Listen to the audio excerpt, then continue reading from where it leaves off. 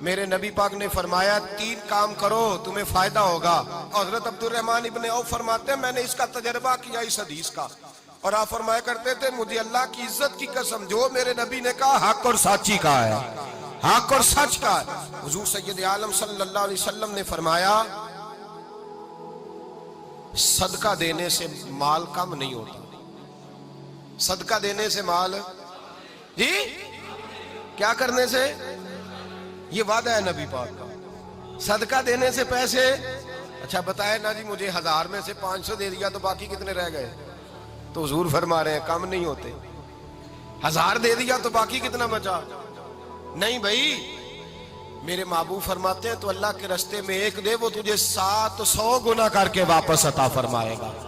نبی پاک نے فرمایا صدقہ دینے سے مال کم نہیں ہوتا, اور فرمایا معذرت کرنے سے عزت میں کمی نہیں آتی. معذرت کرنے سے عزت میں کمی, اللہ اکبر, معذرت کرنے سے عزت میں کمی.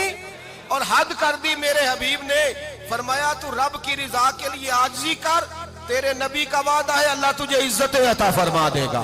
تو جھک جا اللہ کی رضا, عاجزی اختیار کر, سادگی اختیار کر, سادگی عاجزی کر, تجھے اللہ. ایک 2 باتیں اس میں ارشاد, ایک معذرت کر غلطی ہو جائے, اور دوسرا پہلے عاجزی کی بات سنیں. حضرت عمر بن عبدالعزیز بادشاہ تھے, سوئے ہوئے تھے, غلام بھی پاس آرام کر رہا تھا, مہمان بھی آئے تھے. غلام کی ڈیوٹی تھی ہر وقت حضرت کے پاس رہنا. اب سوئے ہوئے دیر ہو گئی, غلام بیچارہ تھوڑا تھوڑا اونگ آتے آتے سو گیا.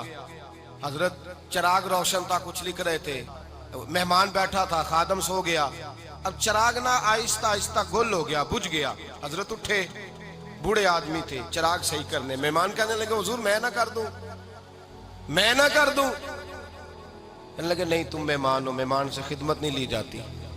تو اس نے کہا غلام کو جگائیے. فرمانے لگے ابھی تو بیچارہ سویا ہے اور نیند سے بیدار کر دوں. خود گئے, اس میں تیل دوبارہ ڈالا, بتی ٹھیک کی, جلائی, واپس آ گئے. وہ مہمان, اب بادشاہ کا مہمان بھی تو کوئی بادشاہ ہی ہوگا نا. کہنے لگا حضور آپ اپنے کام خود کرتے ہیں, کیا لفظ ہے, کیا حسن ہے, اور 2 جملوں میں کیا تاثیر ہے. آپ فرمانے لگے ہاں میں اپنے کام خود کرتا ہوں. جب میں گیا تھا تب بھی عمر بن عبدالعزیز ہی تھا, اور جب چراغ صحیح کر کے واپس آیا ہوں تو پھر بھی عمر بن عبدالعزیز ہی ہوں. میرے اندر کوئی تبدیلی آئی, میں وہی ہوں جو گیا تھا.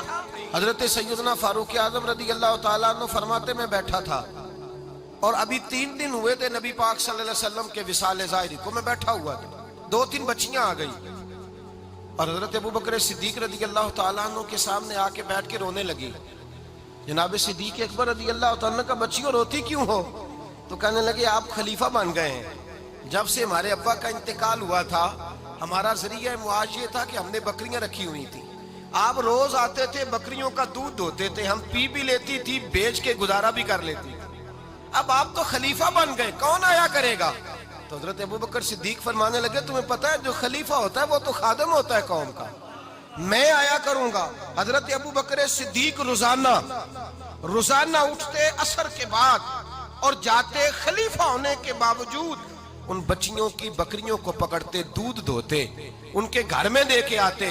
حضرت فاروق اعظم جب بھی دیکھتے تو کہتے ابوبکر تو پیچھے آنے والوں کے لیے رستہ بڑا مشکل کر رہا ہے, بڑا مشکل کر رہا ہے. جگر راہ وفا میں نقش ایسے چھوڑ آیا ہوں, میں جس منزل سے گزرا ہوں وہ اب تک یاد کرتی ہے.